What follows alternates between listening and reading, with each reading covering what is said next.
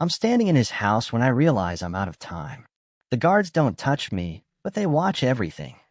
My food, my showers, the way I flinch when his name comes up. Hajuan thinks I'm here because I saw something I shouldn't have. A murder. That's the story they sold him. He believes it enough to lock me in and call it protection. What he doesn't know is growing heavier in my body every day. I keep counting pills. I keep losing track. My sense slips when I'm tired, and he notices things when he's bored. He watches me like I belong to him already. My phone buzzes once a day. No words, just reminders. A deadline. My sister's school. A van across the street. If Hajuan figures it out, I don't survive this. If I keep lying, someone else won't. You can stop here if you want. I wouldn't. Chapter 1. The bed is too soft. That's what I notice first, how wrong it feels to sleep on something this expensive when I'm this scared. Silk sheets, heavy blankets, a mattress that doesn't creak. Everything here is designed to make you forget you're a prisoner. I've been in Hajuan's compound for 6 days now. 6 days of waking up to guards outside my door, eating meals I didn't ask for, and pretending I'm cooperating with whatever investigation he thinks he's running. He asks me questions about the murder. Where was I that night? Who did I see? What exactly did I witness? I lie. A lot. I'm getting better at it. The nausea started on day 3. I blamed it on stress, said the food wasn't sitting right. Hannah, my friend, the only doctor I trust, warned me this would happen. She said first trimester symptoms don't care about your cover story. She also said I had maybe 3 weeks before my scent changed enough that suppressants wouldn't hide it anymore. That was 4 days ago. I swallow another pill dry, hand shaking as I crush the empty blister pack and shove it deep into the bathroom trash. 2 left. After that, I don't know what happens. Wu Jin said he'd send more. Wu Jin says a lot of things, and most of them come with conditions I can't meet. There's a knock. Not the polite kind. The kind that's just a warning before the door opens anyway. Mr. Kong. It's Daeho, Hajuan's second. Tall scar across his jaw. Eyes that don't blink enough. He wants to see you. I don't ask who. There's only one he in this place. Hajuan's office is on the 3rd floor. Past hallways lined with art I'm supposed to pretend I don't understand. Paintings worth more than my life. Sculptures that came from somewhere illegal. I used to forge pieces like these for scraps. Now I'm surrounded by the real thing, and all I can think about is how much blood paid for them. He's at his desk when I walk in. Doesn't look up right away. Just keeps reading something on his tablet, fingers tapping the edge in a rhythm that makes my chest tight. Sit, he says. I sit. He's quiet for a long time. Long enough that I start wondering if this is some kind of test. If he knows. If someone told him. My heart is too loud. I'm sure he can hear it. Finally, he looks at me. Dark eyes. Unreadable. You're lying about something. I freeze. I don't. I'm not asking. He leans back, still watching. You've been here almost a week. You eat. You sleep. You answer questions. But you're lying. I force myself to breathe. I already told you everything I saw. No. You told me a story. He tilts his head slightly. There's a difference. Silence presses in. I don't know what to say that won't make this worse. Then his phone buzzes. He glances at it, frowns, and stands. We'll continue this later. Don't leave this floor. He walks out. I sit there for a full minute after he's gone, trying to remember how to move. My hands won't stop shaking. He knows something's wrong. He just doesn't know what yet. That's the only reason I'm still alive. Chapter 2. I meet Sumin on day 8. She's in the hallway outside my room when I come back from another useless interrogation. Leaning against the wall like she's been waiting. Omega, maybe mid-30s, dressed too well for someone who's supposed to be staff. Her scent hits me first, jasmine and something sharper underneath. Territorial. Kong Yeo, she says. Not a question. I stop. Do I know you? Not yet. She pushes off the wall, circling me slowly. I don't like how close she gets. I'm Cha Sumin. I work with Hajuan. Have for years. Work with. Not for. I file that away. He's never kept anyone this long, she continues, eyes scanning me like I'm a painting she's trying to authenticate. Usually when someone sees something they shouldn't, the problem gets solved quickly. Quietly, she smiles. It doesn't reach her eyes. But you're still here. I guess I'm lucky. Are you? She stops in front of me. Too close. Or is there something else keeping you valuable? My throat goes dry. I don't know what you mean. Sure you don't. She reaches out, fingers brushing my collar like she's straightening it. The touch makes my skin crawl. Word of advice, Hajuan collects things. Beautiful things. Useful things. But the second you stop being one of those, she lets the sentence hang. I pull back. Thanks for the warning. Oh, that wasn't the warning. Her smile sharpens. The warning is this: I've been here longer than you. I'll be here after you're gone. So whatever you're hiding, whatever little game you think you're playing, she leans in, voice dropping. I'll find out first. She walks away before I can respond. I stand there, heart pounding, hands pressed against my stomach without meaning to. She knows. Maybe not everything, but enough to be dangerous. I need to tell Hajuan before she does. Or I need to disappear before either of them figures it out. Neither option ends well. That night, I can't sleep. The nausea is worse. Everything smells wrong, the sheets, the air, my own skin. I get up twice to vomit, and both times I'm terrified someone heard. At 2 a.m., my phone buzzes. Unknown number. No message. Just a photo. Mira, walking out of her school. A black van parked across the street, close enough to matter. I stare at it until my eyes burn. Then another text comes through. 16 weeks. Clock's ticking. I do the math in my head. I'm at 7 weeks now. That gives me 9 weeks before Wu Jin does something I can't take back. 9 weeks to figure out how to survive this without getting my sister killed. 9 weeks before my body makes the choice for me. I delete the messages. Shove the phone under my pillow. Try to breathe. There's another knock. Softer this time. Mr. Kong. It's a different guard. Younger. He looks nervous. Mr. M wants to see you. Now, it's 2 in the morning. Nothing good happens at 2 in the morning. I follow him anyway. Hajuan's in his private study. Not the office, the study. Smaller. More personal. There's a half-empty glass of whiskey on the desk, and he's standing by the window, looking out at nothing. Sit, he says without turning around. I don't. It's late. I'm aware. He finally looks at me. There's something different in his expression. Something I can't read. I've been thinking about what you said. About the murder. My stomach drops. What about it? Your timeline doesn't match the coroner's report. He takes a step closer. You said you left the auction at 11. The body was found at 9:30. I should have known. Should have prepared for this. Maybe I got the time wrong. I was drunk. He's closer now. Close enough that I can smell the whiskey on him, the cedar and smoke that clings to his clothes. That's what you said before. You were drunk. You weren't paying attention. Everything's blurry. It is. Then how do you remember leaving at 11? I don't have an answer. Not one that won't trap me worse. He watches me struggle. Then he reaches out, fingers tilting my chin up so I have to meet his eyes. You're not a witness, yo. You never were. My breath stops. I don't. Someone planted your ID at that scene. Someone wanted me to find you. His grip tightens slightly. Not painful. Possessive. The question is why. I can't think. Can't breathe. He's too close, and he knows too much, and I don't know how to lie my way out of this. Who sent you? His voice is quieter now. Dangerous. Who do you work for? No one. I swear.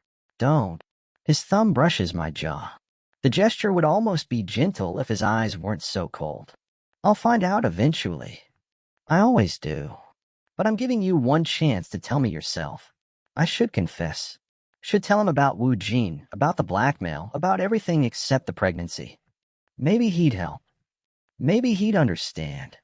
But then I remember what Sumin said. He collects things. And I remember the way he's looking at me right now. Like I'm something he's deciding whether to keep or break. I can't. I'll whisper. Something flickers across his face. Disappointment, maybe. Or satisfaction, like I just confirmed something he suspected. Then we're done talking. He lets go, steps back. Deho will escort you back to your room. Don't leave it unless I send for you. Am I a prisoner now? He almost smiles.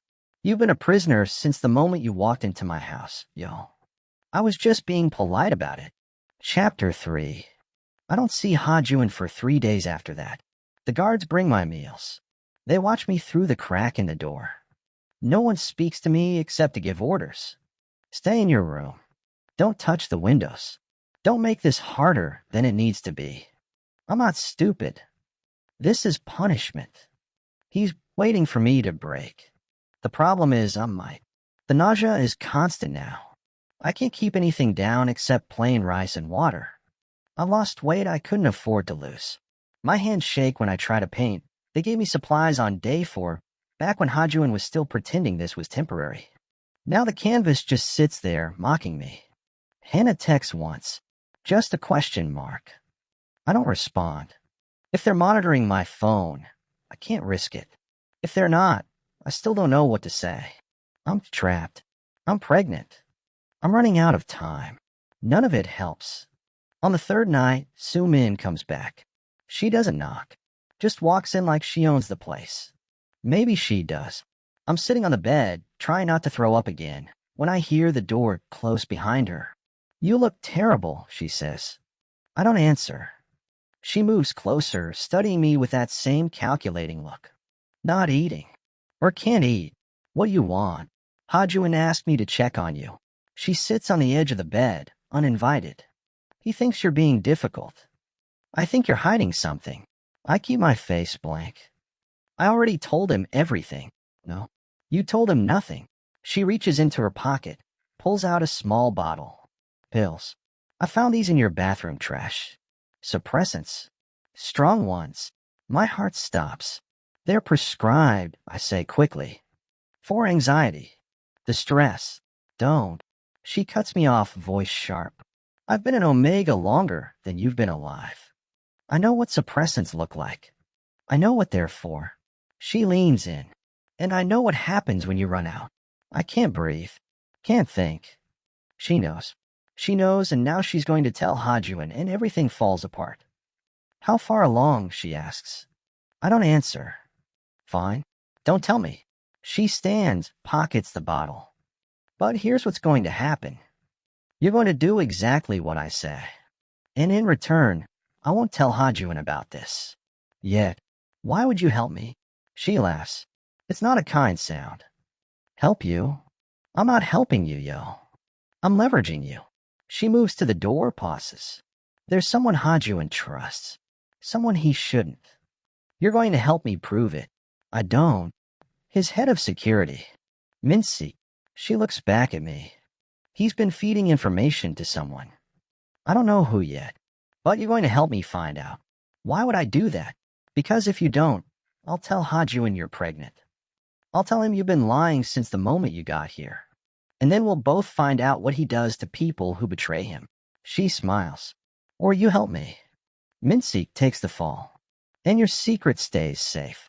For now. The door closes behind her. I sit there shaking. She wants me to frame an innocent man. Someone who's probably never done anything except his job. And if I don't, she destroys me. There's no good choice. There never was. I see Mincy the next morning. He's the one who brings my breakfast. Older guy, quiet, doesn't make eye contact. He sets the tray down carefully, like he's trying not to startle me. Thank you, I say. He nods. Starts to leave. Wait. I don't know why I say it. Don't know what I'm doing. Can I ask you something? He stops. Depends on the question. How long have you worked for Hajuan? 8 years. Do you like it? Working for him. He looks at me like I'm insane. Maybe I am. It pays well. Keeps my family safe. That's enough. Family. Of course he has a family. Of course he's just trying to survive, same as me. Why, he asks. I shake my head. No reason. He leaves. I stare at the food I can't eat. Sumin wants me to destroy him. To plant evidence, lie about seeing him do something he didn't do. And if I don't, she'll destroy me instead. I think about Mira, about the van outside her school, about Wu Jin's deadline ticking closer.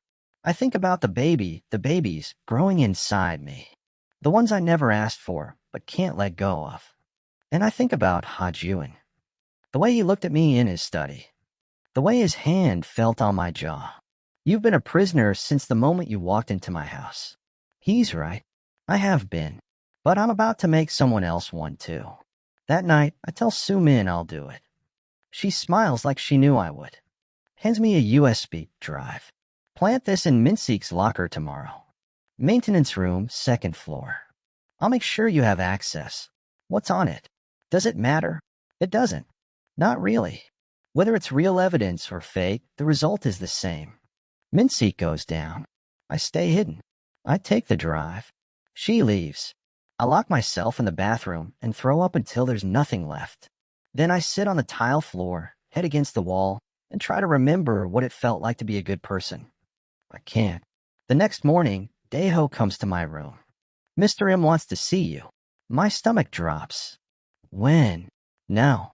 I follow him. Try to hide the USB drive in my pocket. Try to look calm. Hajuan's in his office again. Standing. Waiting. When I walk in, he doesn't sit. Doesn't tell me to sit. I have a job for you, he says. I blank. A job? You said you're an artist. A forger. He gestures to a painting on the wall. Something old, European, worth a fortune. I need a copy. Perfect. Undetectable. Why? Because I'm selling the real one and keeping the fake. He looks at me. And because I want to see if you're as good as your record says you are. He knows about the forgery.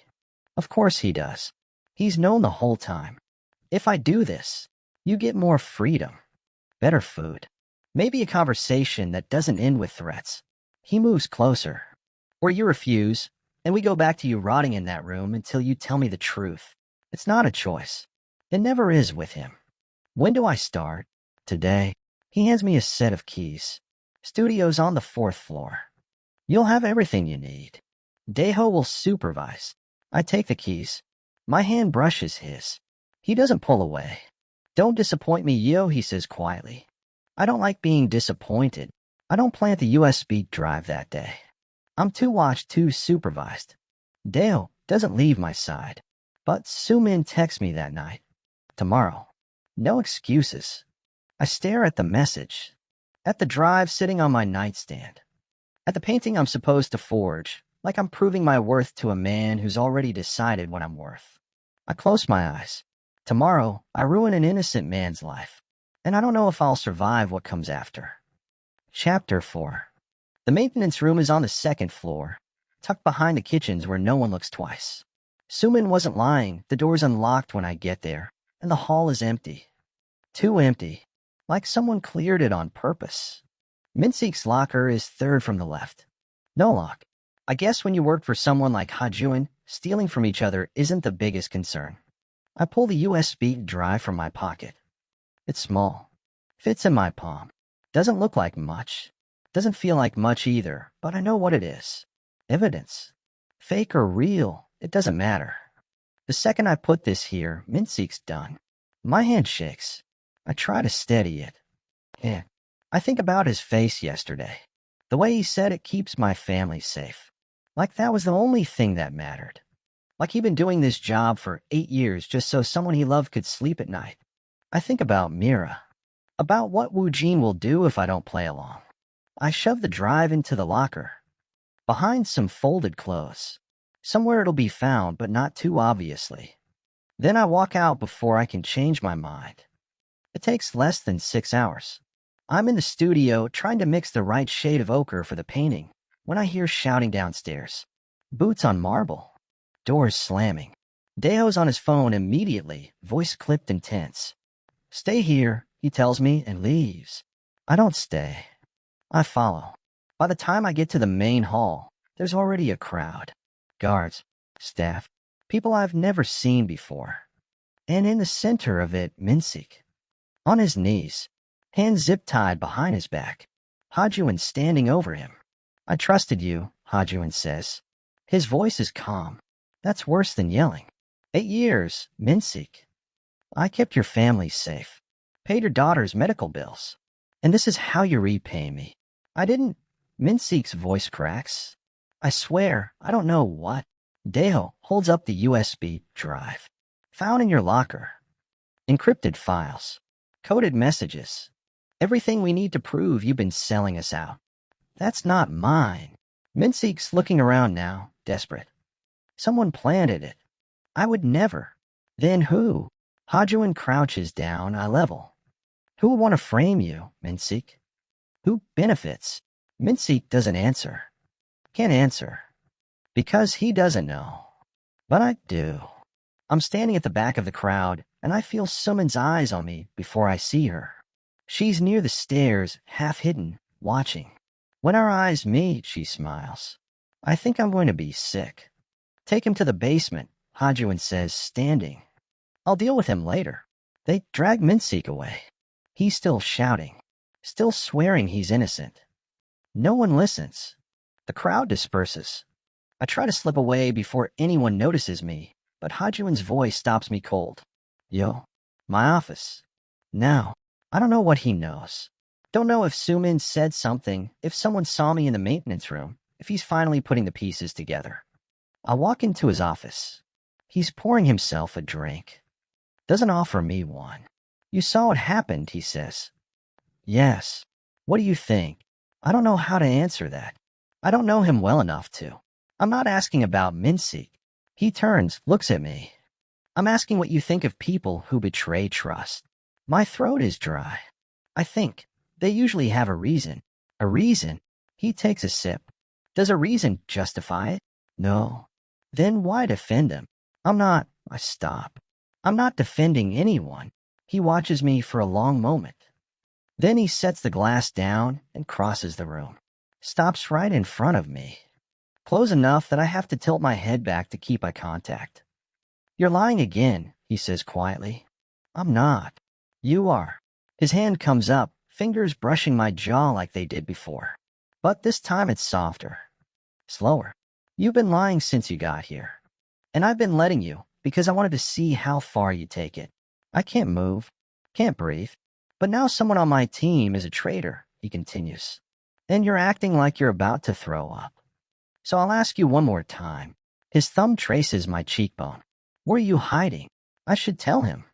Should confess everything. The blackmail, the setup, Sumin's threats. Maybe he'd understand. Maybe he'd help. But then I remember Minsik. On his knees. Begging. Innocent. And I remember that I'm the one who put him there. Nothing, I whisper. I'm not hiding anything. Hajuan's expression doesn't change. But something in his eyes does. Something cold settles there. Wrong answer, he says. He steps back. Pulls out his phone. Dale. Move Yo to the East Wing. Restricted access. No visitors without my approval. He hangs up. Looks at me.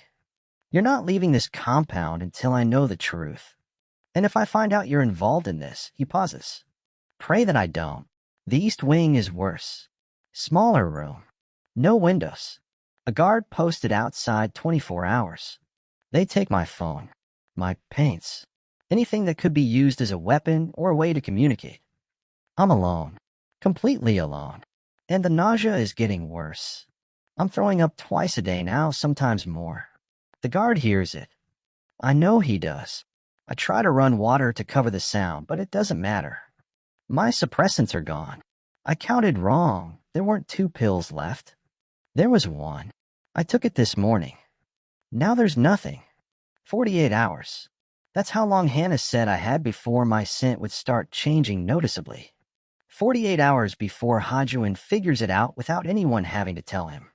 I lie on the bed and stare at the ceiling. Try not to think about Minsik in the basement. Try not to think about what they're doing to him. Try not to think about the fact that I did this. I made the choice. I destroyed him to save myself.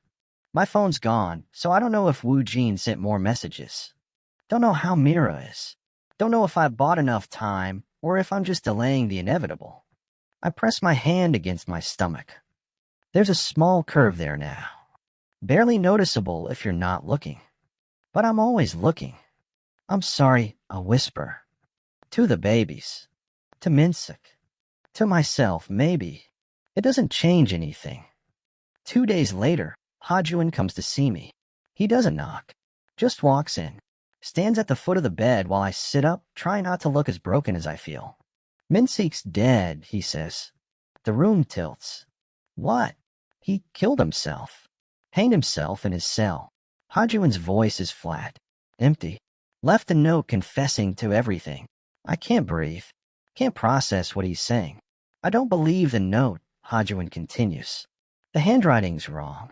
The phrasing is wrong. Someone forced him to write it. He takes a step closer. Someone wanted him dead. He stops right in front of me. Looks down. And you knew, he says quietly. You knew something was wrong. I saw it on your face when they dragged him away. I didn't. Don't. His hand shoots out, gripping my chin, forcing me to look at him. Tell me the truth, yo.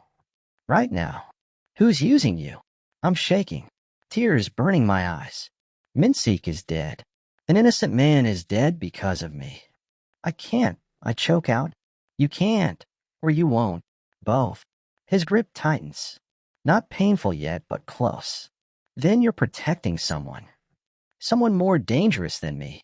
He leans down. There's no one more dangerous than me, yo. So tell me who it is before I lose my patience. My whole body is trembling. I can smell him, cedar and smoke, and something darker underneath. And I realize with horrible, perfect clarity that he's close enough to smell me, too. Close enough to notice what's different. His expression changes. Confusion first, then realization. His hand drops from my chin, falls to my stomach. Presses there, gentle but firm. No, he says, but it doesn't sound like denial. It sounds like understanding. Like everything suddenly makes sense. Hajuan, you're pregnant. Not a question. The statement. His eyes meet mine, and there's something terrifying in them. You're pregnant. With my child. I can't speak. Can't deny it. He steps back, runs a hand through his hair, laughs once, sharp and bitter. How long, he asks. 7 weeks. And you didn't think to tell me. I couldn't. Why? He's looking at me now like I'm a stranger. Like he's seeing me for the first time. Because you thought I'd kill you? Use you? His voice drops. Or because someone told you not to? I don't answer. He pulls out his phone. Dale, I need a medical team. No. And I need full background on everyone who's had access to Yeo since he arrived. He pauses. Everyone? He hangs up. Looks at me. You're not leaving this room, he says. Not until I know who's playing us both. Chapter 5. The medical team arrives in 20 minutes. 3 people in scrubs, carrying equipment I don't recognize.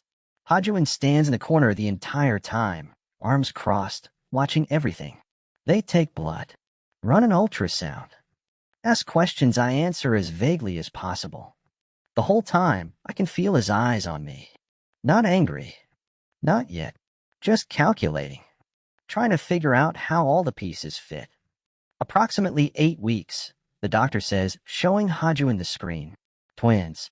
Both appear healthy, given the circumstances. Circumstances, Hajuan repeats.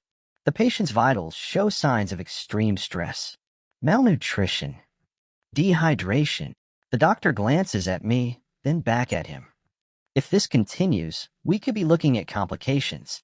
Then make sure it doesn't continue. Hajuan's voice is flat. Give him whatever he needs. I want daily monitoring. They pack up. Leave. The door closes. We're alone. Hajuan doesn't move from his spot by the wall. Just keeps staring at me like I'm a problem he's trying to solve. The charity auction, he finally says. That night. You were there. I nod. I don't remember you. I know. But you remember me. I don't answer that. He pushes off the wall, starts pacing. Someone drugged us. Made sure we'd. He stops. Made sure this would happen. Yes. Why? This is it. The moment I either tell him everything or keep lying until it kills me. I look at him, really look at him. At the tension in his jaw, The way his hands keep flexing like he's stopping himself from breaking something. He's dangerous. He's killed people. But right now, he's also the only person who might actually help me. I owe money, I say quietly. A lot of it. My father, he gambled. Got in deep with the Beck family. When he died, the debt transferred to me. Hajuan goes very still. The Beck family. Wu Jin specifically. He runs there. I don't know what to call it. Collection department. I'm talking faster now. Can't stop. He came to me 6 weeks ago. Said he'd erase the debt if I did one job. Just one. Seduce me. Get pregnant. My voice cracks. He gave me heat inducers. Told me exactly when and where you'd be. Said if I didn't do it, he'd sell my sister to traffickers. The silence that follows is suffocating. So you drugged me, Hajuan says slowly. Trapped me into this. For money. For my sister. There's a difference. Yes. I meet his eyes. I didn't want to do it. I didn't want any of this. But you did it anyway. He moves closer. Not threatening. Worse, curious. And then what? You were supposed to tell me about the pregnancy? Claim some kind of alliance between our families. At 20 weeks. That was the deadline. And if you didn't, he kills Mira. Hajuan's quiet for a long moment. Then he pulls out his phone. Dials. Find everything on Shin Wujin. Beck family underbus. I want locations, schedules, security details. And I want it in an hour. He hangs up.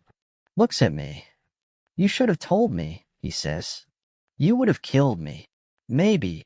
He tilts his head. Or maybe I would have killed him first. There's something in his voice that makes my stomach turn.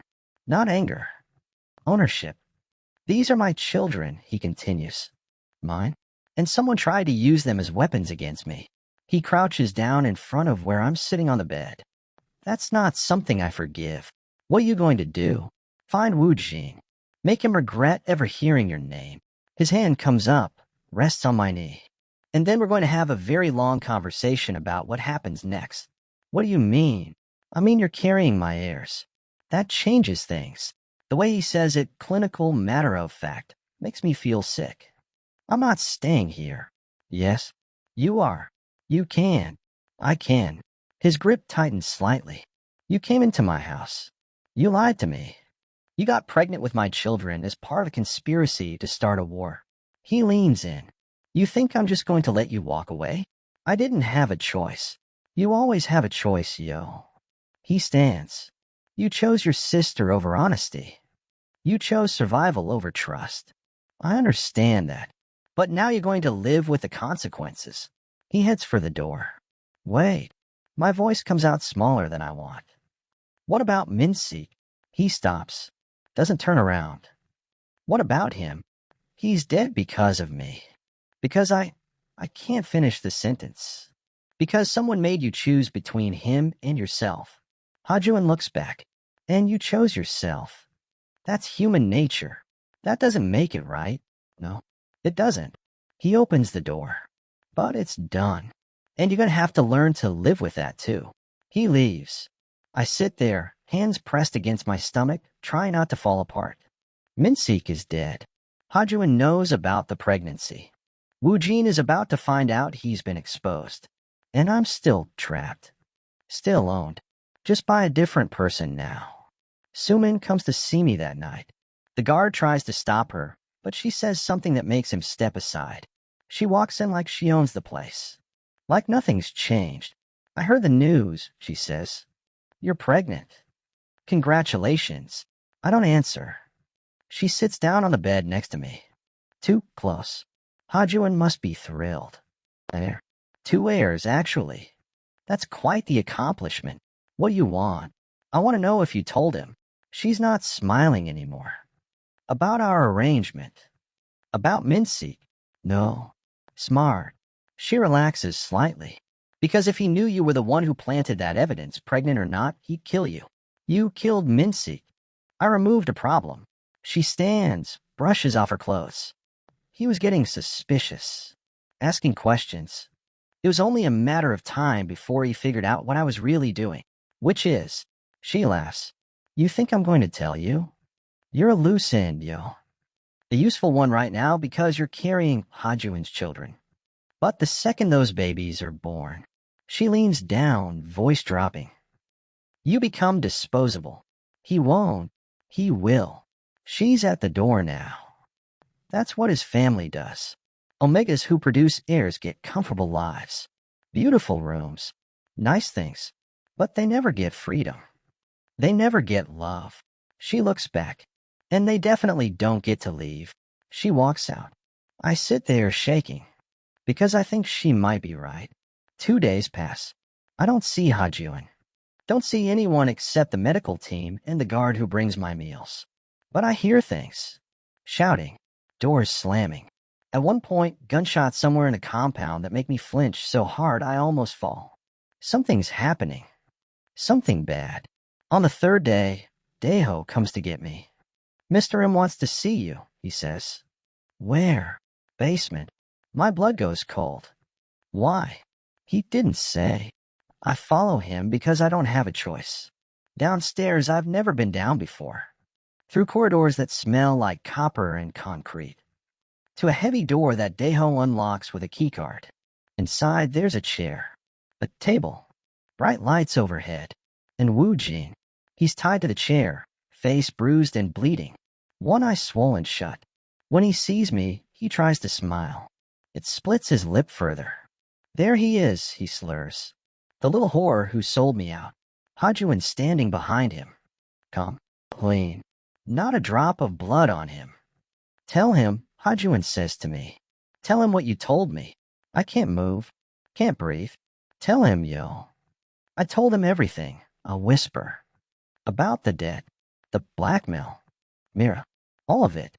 Wu Jin laughs. It sounds wet. Painful. And you believed him. You think he's going to protect you. He looks up at Hajuan. He's going to use you.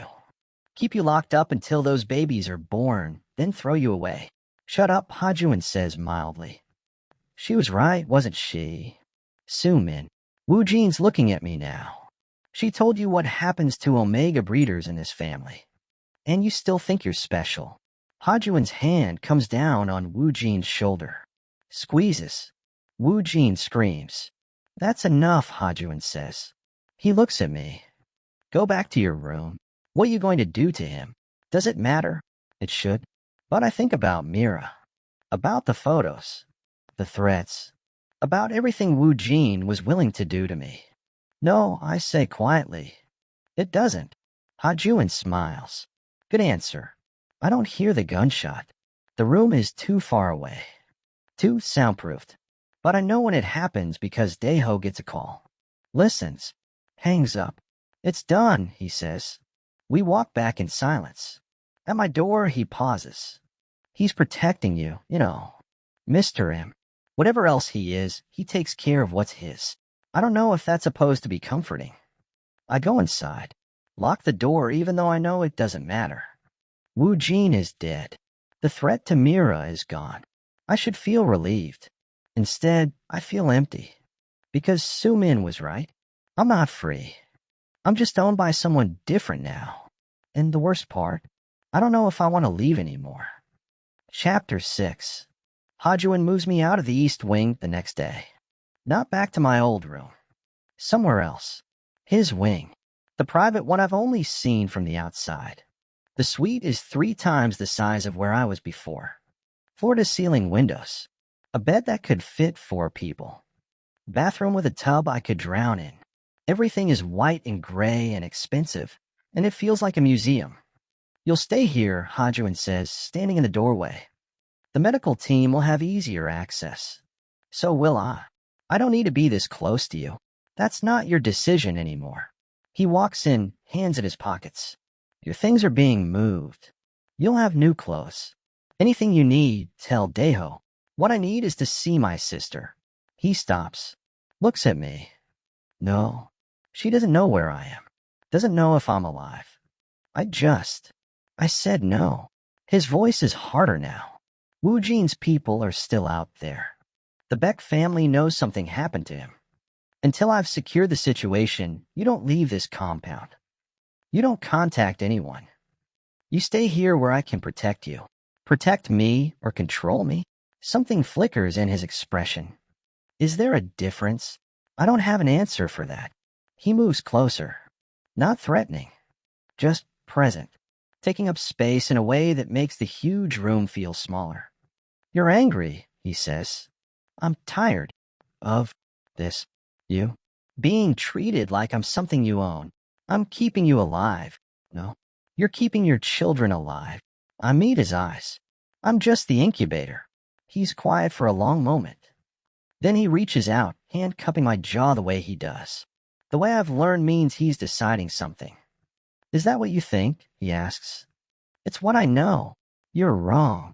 His thumb brushes my cheek. If all I wanted was the children, I'd have locked you in a medical facility. Monitored 24/7. No windows. No freedom. Just survival until birth. He leans in slightly. But you're here. In my wing. In my space. Why? He doesn't answer. Just drops his hand and steps back. Dinner's at 7. Someone will come get you. He leaves before I can respond. Dinner is worse than I imagined. It's just the two of us.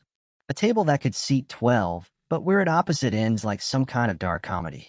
Staff bring course after course, food I can actually eat now that the worst of the nausea has passed. Hajuan watches me the entire time. Doesn't eat much himself. Just drinks wine and studies me like I'm something he's trying to understand. You're not scared of me, he says eventually. I'm terrified of you. No, you're scared of the situation. But not me. Not anymore. He leans back in his chair. Why? Because you could have killed me a dozen times by now. And you haven't. That doesn't mean I won't. I know. I set down my fork. But I don't think you will. Not while I'm pregnant. And maybe not after. Why not after? Because I don't think you want to. I'm not sure where this confidence is coming from. Maybe I'm just too exhausted to be careful anymore. I think you're trying to figure out what to do with me. And you don't like that you care enough to hesitate. His expression doesn't change. But something in his eyes does. You're perceptive, he says quietly. I've had to be. He stands. Walks around the table. Stops behind my chair. I feel his hand on my shoulder, warm through the thin fabric of the shirt they gave me. I could make you disappear, he says. After the babies are born. Give them to a surrogate mother to raise. Tell them you died in childbirth. No one would question it. My heart is pounding, but I keep my voice steady. You could, but I won't. Why not? His hand tightens slightly. Because I don't know yet if I want to keep you for the children or for myself. The words hang in the air between us. Dangerous. Honest. He lets go. Moves away. Go to bed, yo. You look exhausted. I can't sleep. The bed is too soft. Too big. Too much like something I don't deserve. At midnight, I give up. Wander out into the hallway. The guard who's supposed to be watching me is gone. Maybe bathroom break. Maybe Hajuan called them off. I don't know. I find myself walking. Through corridors I haven't seen. Past rooms I'm not supposed to enter. I find the study by accident. Door half open. Lights on inside. Hajuan's at the desk, shirt sleeves rolled up, reading something on his tablet. He looks up when I appear in the doorway. Can't sleep, he asks. No. Come in. I shouldn't. I should go back to the room, stay where it's safe. But I walk in anyway. He gestures to the chair across from him. I sit. What are you reading? I ask. Background on you. Your father. Your sister. He turns the tablet so I can see. Did you know your father owed money to 3 other families before the Becks? No. He was a professional. A con artist. Art forgery. Identity theft. He knew exactly what he was doing. Hajuan's watching my reaction. You didn't know. He told me he had a gambling problem. He did. But that wasn't his only problem. He pulls up another file. Your mother left when you were 12. Did he tell you why? I don't answer. She was Omega, bonded to him. But he traded her to settle a debt. Let another alpha take her. He pauses. You didn't know that either. No. My voice sounds far away. You're more like him than you think, Hajuan says. He traded people to survive. So did you. You traded me. You traded Mincy. That's not. It is. He's not cruel about it. Just factual. You're a survivor, yo. That's not an insult. That's what you have to be in this world. I stare at him. Why are you telling me this? Because you need to understand something. He stands, comes around the desk, sits on the edge of it close enough that I have to look up at him. I don't care what you've done. I don't care who you've hurt to get here. You're mine now, and I protect what's mine, even if I don't want to be yours, especially then. His hand comes up, fingers threading through my hair. Gentle, possessive. You don't get to leave, yo. Not now. Not after the babies are born. Not ever. That's not. It is. He leans down, close enough that I can feel his breath. And the sooner you accept that, the easier this will be. I should pull away. Should fight. Should do something other than sit here while he holds me like I'm something fragile and dangerous at the same time. But I don't. What if I can't? I'll whisper. Can't what? Accept it. Accept you. Accept being trapped here. He smiles. It's not a kind expression. Then I'll make you. The next morning, Sumin is gone. Just gone. Her room is empty. Her things are cleared out. When I ask Daeho what happened, he just shakes his head. She resigned, he says. Resigned. Left last night. Didn't give notice. I don't believe that for a second. I find Hajuan in his office. He's on the phone, speaking in rapid Korean that I can only half follow. When he sees me, he hangs up. Where's Sumin? I ask. Gone. Where? Does it matter? Did you kill her? He leans back in his chair. Would you care if I did? I think about Mincy. About the way she smiled when she handed me that USB drive. About everything she said about Omegas being disposable. No, I say honestly. Then why ask?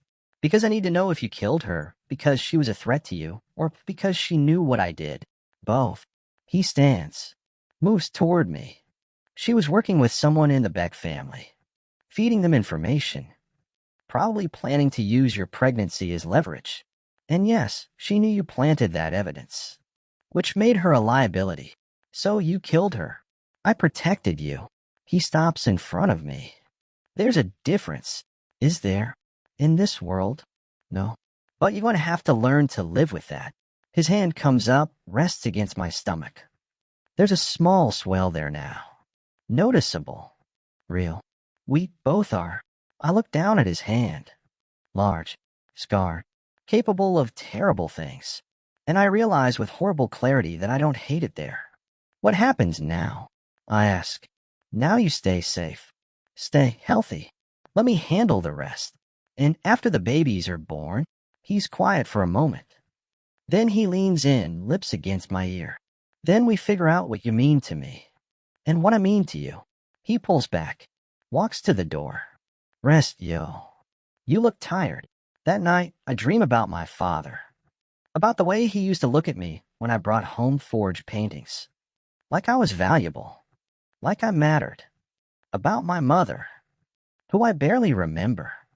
Who my father traded away like she was nothing. I wake up shaking, and I realize I'm crying. There's a knock on the door. Soft. Then it opens. Hajuan's there in a t-shirt and sweatpants. Like he'd been sleeping. Like he heard me. You're crying, he says. I'm fine. You're not.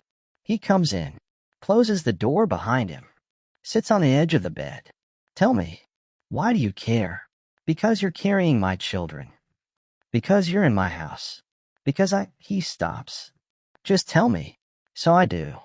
I tell him about my father. About my mother. About growing up thinking love meant being useful. He listens. Doesn't interrupt. When I'm done, he's quiet for a long time. Then he says, You're not your mother. How do you know?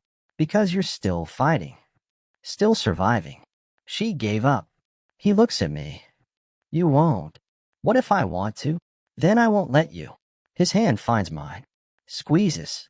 You're not alone anymore, yo. You're not going to be traded. Not going to be abandoned. Not by me. You can't promise that. Yes, I can. He leans in, forehead against mine. I don't know what this is, what we are, but I know I'm not letting you go. And for the first time since this all started, I believe him. Chapter 7. 3 months pass.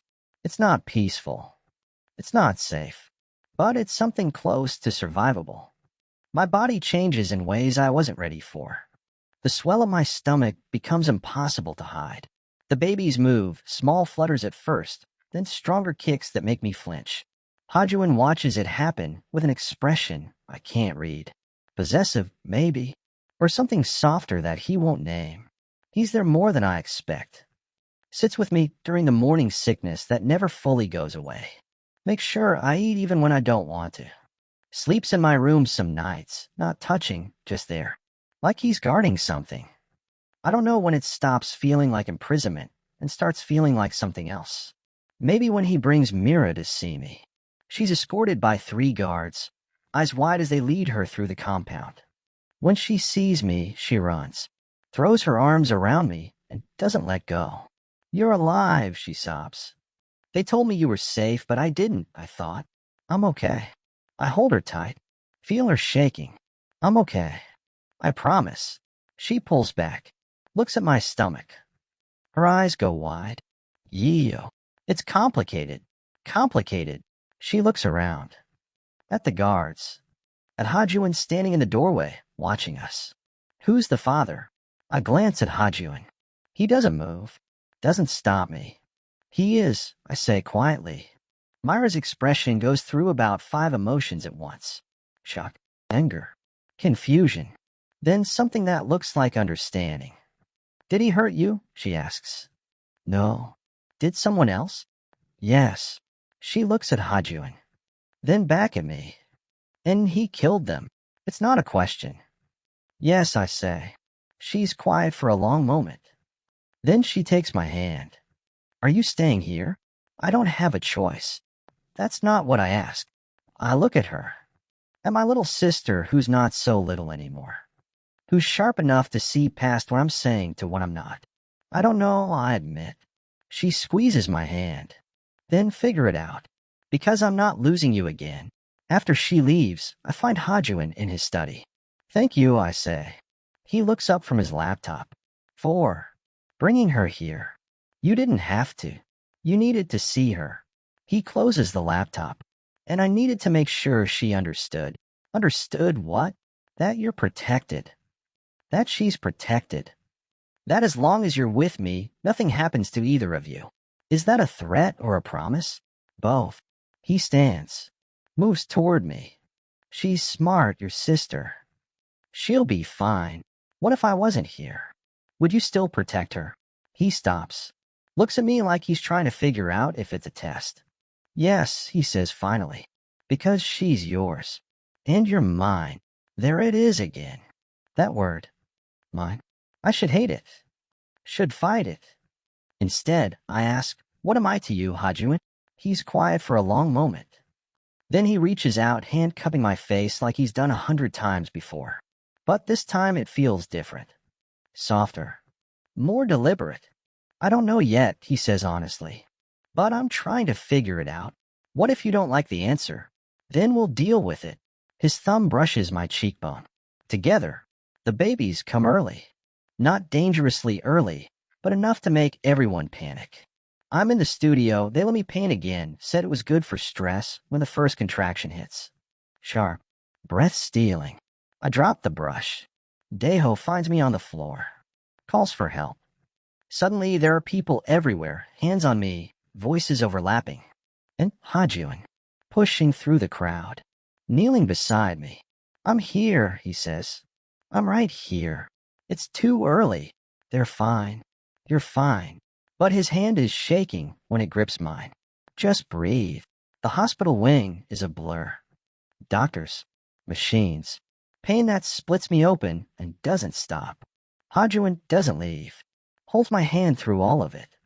Lets me break his fingers when the contractions get bad. Whispers things I can't quite hear over my own screaming. And then, crying. Small and angry and alive. It's a girl, someone says. Then more pain, more pressure. Another round of pushing that I don't think I can survive. But I do. A boy, the doctor says. Both healthy. Both perfect. They place them on my chest. Tiny, warm, real. I look up at Hajuan. He's staring at them like he's never seen anything like this before. Like he doesn't know what to do with the expression on his own face. They're ours, he says quietly. Yeah, my voice is wrecked. They are. He leans down, presses his forehead against mine. Thank you. For what? For surviving this. For giving me this. He pulls back slightly. For being here. I don't have words. Just exhaustion and relief and something that feels dangerously close to hope. Recovery is slow. The babies, Hannah and June, we name them after 2 days of arguing. Don't sleep. I barely sleep. Hajuan's there more than I expect, pacing with June at 3 a.m. while I feed Hannah, looking exhausted and oddly content at the same time. You don't have to do this, I tell him one night. Do what? This. The middle of the night thing. You have people for this. They're my children. He shifts June to his other shoulder. Why would I hand them off to someone else? Because you're... I stop. What? A gang leader.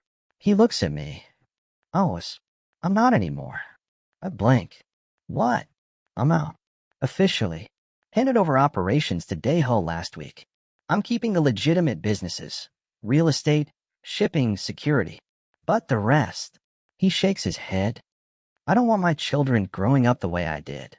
Looking over their shoulders. Wondering if their father's going to come home. You're doing this for them. For them. And for you. He sits down next to me on the bed. June finally asleep against his chest. Because I don't want you to be scared anymore. I don't want you looking at me and wondering if I'm going to hurt you. I don't. You do. Sometimes. I see it. His free hand finds mine. And I hate it. So I'm fixing it. I stare at him. At this man who kidnapped me, threatened me, owns me. Who's now holding our son like he's the most precious thing in the world. Why? I whisper. Because somewhere between you lying to me and me trying to control you, I fell in love with you. He says it matter-of-factly. Like it's obvious. And I don't know what to do about it. My heart stops. You what? I love you. He looks at me. I don't expect you to say it back. I don't expect you to forgive me for everything I've done. But I need you to know. I can't breathe. Can't think. I don't know if I can trust that, I say finally. I know.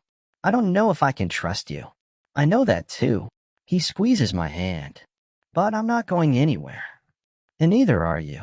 So we have time to figure it out, to build something real. What if we can't? Then we'll build something functional. Something good enough. He leans in. But I think we can do better than that. Hannah makes a small noise against my chest. I look down at her tiny features, at the life we made accidentally, violently, but here. I'm scared, I admit, of me, of this, of wanting it, of believing it's real. It's real. His hand comes up, cupping my face. I'm real. This is real. And I'm not going to let you go. I close my eyes, feel his hand against my skin. Feel the weight of our daughter in my arms and our son in his. Okay, I whisper. Okay, we'll try. I open my eyes. Look at him. But if you hurt me, I won't. If you lie to me, I won't. If you make me regret this. He leans in, kisses me. Soft, careful. Like I'm something that might break. When he pulls back, he's smiling. Really smiling. Not the cold expression I've seen. Something warm. I won't, he says again. And this time I think I believe him. 6 months later, I'm standing in my gallery. It's mine. Really mine. Hajuan bought the building, renovated it, filled it with work from artists no one's heard of yet. Artists like I used to be. The opening is tonight. People are already arriving. Critics. Collectors. People from a world I thought I'd never be part of. Hajuan's next to me, holding Hannah while I hold June. We look like a family. We are a family. Strange and complicated and built on violence and lies, but real. Nervous, he asks. Terrified. You'll be fine. Your work is incredible. He glances at me. And if anyone says otherwise, You'll do nothing, I interrupt. Because you're a legitimate businessman now, right? Nothing. But his smile suggests otherwise. Mira appears, dressed up and grinning. Ready. I look at Hajuan. At our children. At the gallery I never thought I'd have. At the life I never planned but somehow ended up with. Yeah, I say. I'm ready. That night, after the opening, after everyone leaves, I find Hajuan on the gallery's rooftop. He's looking out at the city, at the lights stretching in every direction. What are you thinking about? I ask. He glances at me. How different things could have been if Wu Jin hadn't, if I'd met you differently, if we'd had a choice. He turns to face me. Would you have chosen me? I think about it. Really think. I don't know, I say honestly. Maybe not at first. You're dangerous, controlling, terrifying when you want to be. But you're also the person who held me when I was scared, who protected my sister, who walked away from everything you knew because you didn't want our children to grow up afraid. I stepped closer. So yeah, maybe I would have. Eventually, he reaches for me, pulls me in. I would have chosen you. Every time. How do you know? Because I did. Even when I shouldn't have. Even when it was easier to let you go. He leans down, forehead against mine. You're it for me, yo. You and them. That's everything. I close my eyes. Feel his arms around me. Feel safe for the first time in longer than I can remember. I love you, I whisper. He goes still. What? I love you. I pull back to look at him. I don't know when it happened. Somewhere between hating you and needing you. But it's real. And I'm tired of fighting it. He kisses me. Deep, desperate, like he's been waiting his whole life to hear those words. When we break apart, he's smiling. That real smile that I've learned is just for me. Say it again, he says. I love you. Again. I love you, Hajuan.